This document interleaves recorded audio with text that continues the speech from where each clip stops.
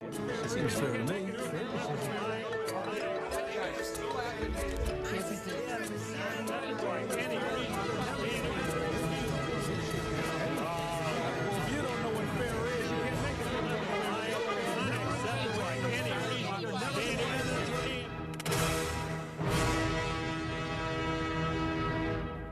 Donnybrook is made possible by the support of the Betsy and Thomas Patterson Foundation and the members of 9PBS.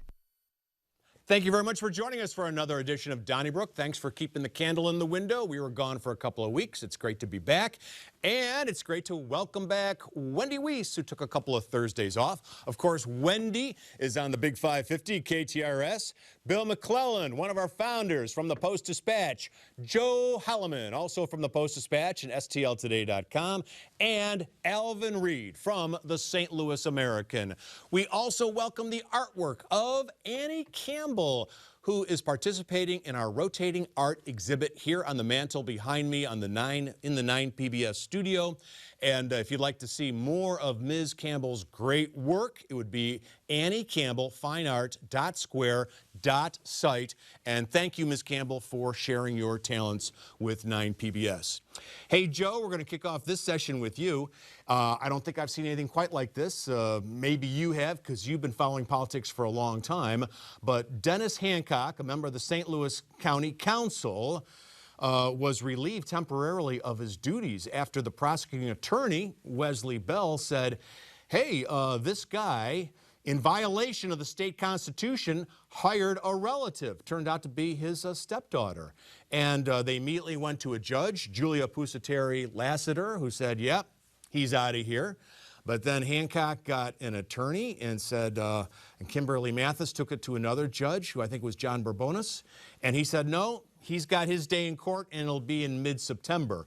But if an elected official hires a relative, apparently according to the state constitution, he has to, or she has to, give up his or her job. What should happen with this fella? You know, I think it's unfortunate, and certainly Councilman Hancock, I guess it's a good, read the instructions, you know, before you start to assemble something. The rules are the rules. I don't think it really serves a great purpose to remove him and then have to have another election, most likely where he would be reelected. It's not preventing him from holding that seat. I wish he'd have done his due diligence and checked the records, but I think the council is well served by Dennis Hancock so far, so I would certainly hate to see him go from it. Well, ignorance is an excuse for a lot of things, but the law is not one of them, okay? And then also, I can understand why you have to take this to that level, because if for some reason you say, okay, no, we're not going to basically throw you off your job, and you could run again, and you might win and all that, but we have to go through all those steps, because next time somebody's going to do it, and they can make the exact same, you know, claim. So, like I say, the law is the law. I think you have to go. I'm not really buying the ignorance part. I think that it's like, nobody will care, and that's a little different. Don't hire your relatives. Don't hire people that you know real close. Just everybody. Why do people have such a difficult time realizing that when they're elected to office? I don't get that. Well, I mean, we're so horrified by what's happening with the SLPS, and in terms of, you know, I know this person from Seattle, they're coming here. We keep moving the line because we like the elected official involved. And I'm with you, Alvin. We can't keep moving the line. And I understand that, you know, there are better ways to spend money, but if we do have to have some kind of special election, and if he has to run for office again, then, you know, he said, I made a mistake. The road is littered with elected officials who make mistakes, and they should be thrown out. I'm 100% on Hancock's side. I mean, first of all, I didn't understand that you couldn't hire a relative, and if I was the councilman and I needed an assistant, I'd love to hire my daughter, who's smarter than I am and better, and I would trust her.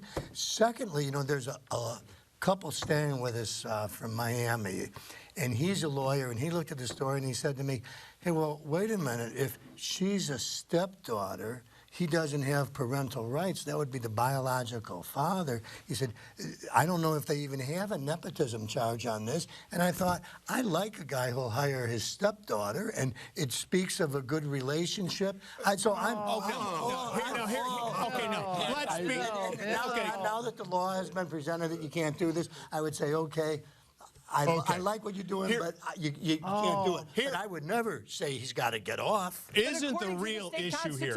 That's what it says. The real issue is a couple of weeks ago, he was taking to task the county executive, who in violation of the county charter doesn't show up for meetings, and everyone looks the other way on that one. But the county executive is also volunteering as a physician in a hospital after in April of 2022 the voters in St. Louis County said there could be no secondary work. So he says, I'm volunteering, and yet Medicaid is billing in Sam Page's name, the patients who are treated by him. Oh, it has everything to do. It does, because Page's people gave this to Wesley Bell. They go, and Doug Moore said it was a whistleblower who found out. Doug Moore is the spokesperson for Sam Page. And they did it just before the meeting where the county council would have looked at hiring its own attorney. And had the county council had its own attorney, Alvin, the attorney would have said, you know what, Mr. Hancock, you can't hire your own people, so don't hire this woman, and it would have ended there. But does that change the Constitution? No. No, but the point is the county council should have its own attorney. The attorneys in the county work for the county executive. First of all, and that's the whole point. That doesn't raise a red flag with you, Bill, hiring one of your relatives, I don't think your you would. stepdaughter, I'm sorry, stepson. Bill. I don't think you would Robert do F. that. Kennedy was the attorney general for John F. Kennedy. It's to be your assistant. And I could see that, well, I didn't know it was in the Constitution. And if somebody said to me, it's against the Constitution, you can't do it, I'd say, okay. And I'd hire somebody else. How many stories But I don't think anybody about should be nepotism, outraged. Bill? I don't buy that. Well, here, okay. How many stories are there? But let's look at the. Well, no, there's a lot. There's a general, lot of for a them. 50-year The career. problem with one of the reasons I don't believe that Dennis Hancock was trying to pull the wool over anybody's eyes is it's been a long-standing tradition where the real savvy grifting politician understands, I don't hire my nephew, I get the other department to hire my nephew. So government is littered with the relatives of politicians. Also, while I am not disagreeing with your contention that it violates the letter of the law, this is all part of a Sam Page versus the county council feud. And Sam Page has little or no control. He lost big without running in the last election. And Dennis Hancock, who is a former mayor of Fenton, has landed shots against Sam Page for things that he's done. And Sam Page is trying to get some political retribution, which I also don't mind. But let's not look at it that this whole thing was moved forward by good government. That's correct. This was moved They did it just hours before this important meeting. So his excuse is Sam Page is out to get me. I violated the Constitution. I should be fired, but I shouldn't be fired because Sam Page is out to get me. That's right. All right. Yeah, Thanks for making your points, everybody. Politician try that. Alvin, I want to continue with you, and I know that you've quoted your late father on several occasions that he said, never begrudge someone their salary. Right. But maybe even Kitty Ratcliffe would test your father's patience. She, of course, was the president of the St. Louis Convention and Visitors Commission. In fact, she still is until Saturday. August 31st is her last day. Convention leaders wanted her out, so they bought her out of the last year of her contract. That means she's going to take $520-some thousand in payment and bonuses, plus health insurance, plus she gets the use of an automobile. Some people, including Ernie Tracus of the St. Louis County Council, said that's too much money. What do you think? Well, yeah, you can begrudge somebody's buyout. Never mind their salary. That's outrageous. I mean, if somebody gave me, said, all right, Alvin, we're going to buy you out, and here's $250,000. If I needed a car, I'd go buy a car, okay? I don't get this, all right? I understand that they wanted her out. But what is the alternative? She's not going to leave if we don't, give her a king's ransom? Yes. And I like Kitty. That's but exactly it. This is just, once again, it's like we don't think before we do things. And I don't think this was thought out. I think they just threw it up there and said, oh, God, let's just give her anything she wants. And no, how about, it's like, how many NFL players, the season starts in 6 days. How many guys are holding out? I said, hey, okay. Kenny, you're going to have to hold out. 'Cause Alvin, I'm not giving you all that. I agree with you. If they wanted to buy me out and they said, we'll give you $250,000, and if I said, and I get to keep the car, and they say yes, I'm going to keep the car. But don't offer the car. But the problem is, but it's not Kitty Ratcliffe's fault. So That's exactly Well, no. I agree. No, I'm saying She's getting whatever she can. I'm saying the deal is outrageous. If they slid that paper over to me, I'd be signing it so But fast. she had a contract that said in her for third another year. For another year, not and giving you you were that. so disgusted by the idea of a car, and I told you, I said the car is okay because they probably just denied her request for a condominium on Washington Avenue. These are negotiations. Honestly, these are negotiations. I'm imagining her with an emery board. Right. How badly do you want me gone? Well, I mean, listen, that's. I can't imagine Kitty Ratcliffe wanting a condo on Washington Avenue. I understand. or That's a many little too others at close this to point. it's a little too close to the scene, but that's the way it is. To me, everything is kind of topsy-turvy. It seems like a lot of money to some, but you mentioned NFL players. You know, the minimum salary in Major League Baseball is $720,000, and look how well they're playing at Busch Stadium. The minimum That's right. salary for the Blues is now $750,000. So $500,000 is not what it used to be. Oh, okay. All right. I'll Probably take barely it. be able to scrape by. Did she play infield?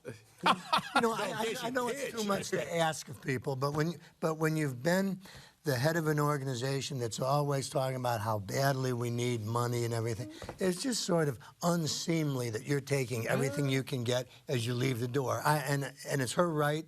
I understand that. Well, what did you think of Arnold in Jefferson County, where the citizens really rose up in short order? I mean, just after the election in the first week of this month, city leaders said, okay, we're buying out 38 homes.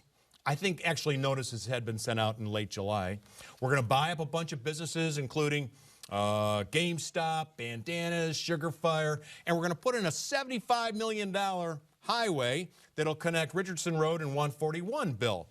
Well, the folks, peasants with pitchforks, stood up, and by August 26th, the whole deal was dead. The city fathers rescinded the whole deal, but now people still want to recall the Arnold City Council. Do you think they're going too far? No, if I were them, I'd want to recall the city council.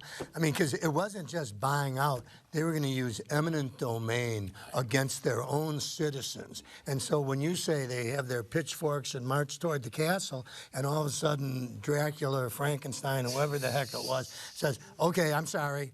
No, you've got those pitchforks and your torches. Keep going. I mean, these people were going to use eminent domain to take your houses, and they were going to do it without telling you. I think if I were a citizen in Arnold, I'd want to recall everybody who was in on that. Agreed, because Dracula didn't read the Constitution.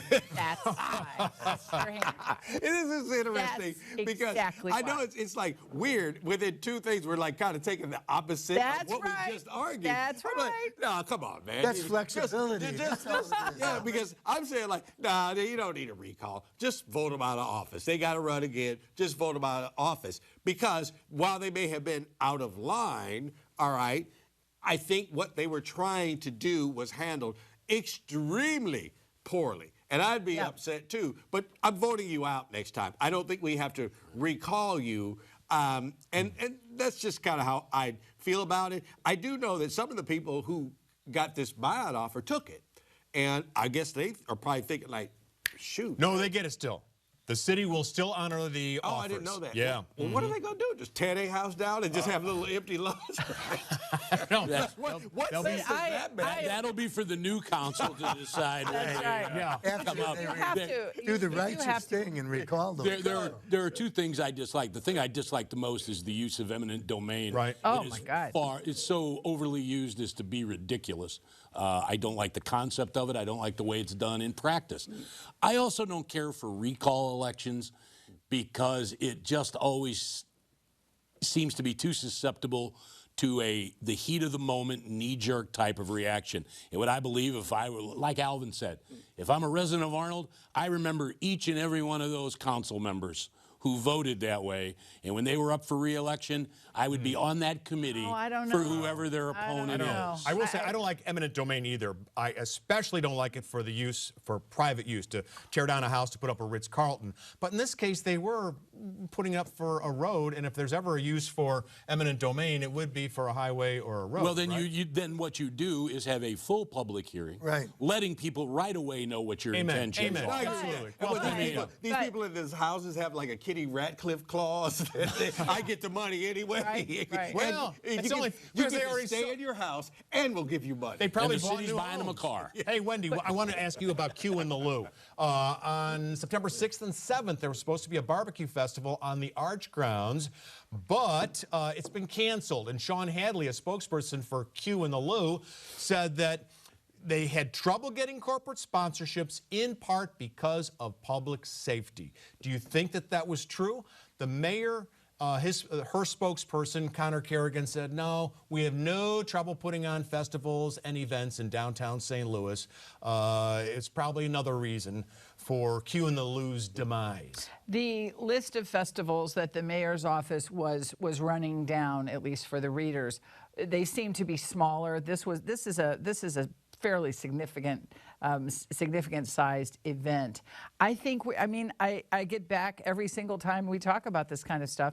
Perception is reality, and I don't think it doesn't take much of a Google search. And I realize that this is happening in other cities around the country, but St. Louis has a real high-profile negative problem at the moment. It's not going to be this way forever, but I think that these are the types of casualties, and without corporate sponsorship, I mean, you're not going to have it. Low ticket And sales. not dismissing the crime problem, because there is one, okay? But Dallas canceled one, Denver canceled one. They did not cite public safety. And I just think that this is kind of like rock bands that suddenly canceled. They got some reason. I think the response to it was not enough to guarantee to generate a profit, and then your vendors are like, wait a minute, if people aren't going to be there, then I'm not going to make money. And I just think there was momentum to do it. You know, we're about to have music at the intersection. That'll go off fine. That's a huge event. Goes on for like 2 days. Is that downtown, Alvin? Well, Grand Center? Does Grand Center Grand count? Center, no, Okay. yeah. Does not count or counts? Yeah. No, I don't think Grand Not as Center's downtown. downtown. All right. Well, I guess the criminals don't go 3 blocks, I guess. I don't know. But I'm not buying the public safety. Well, and I think that the events that the mayor's office cited, one was in Tower Grove. Right. Yeah. I don't consider that downtown at all.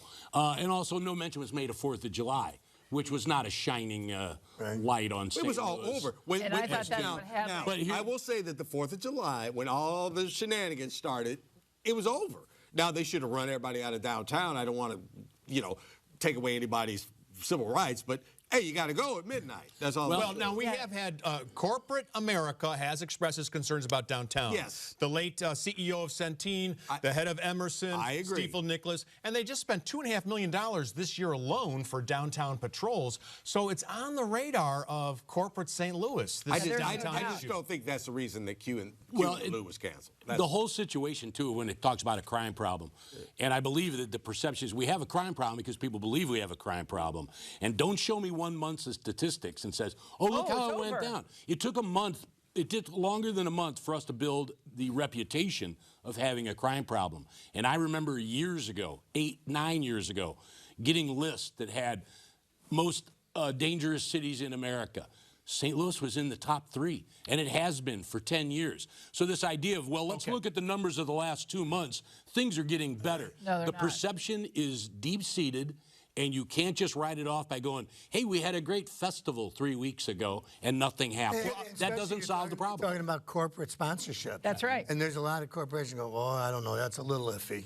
Right, But, the volleyball player. I won't say it's booming, but just, I know we got to move on, but when 300 people were getting killed in the city of St. Louis back in the, the Early crack 90s, days and yeah. all that, all these things were going on unimpeded downtown. We had the biggest 4th of July, celebration in the nation, all that. Yet 300 people were getting killed. Now, I don't know what the difference is now, other than, they're getting killed downtown now instead of... That's actually a huge... Okay, all right. As businesses are moving out. We've had 10 homicides to date in downtown and downtown west.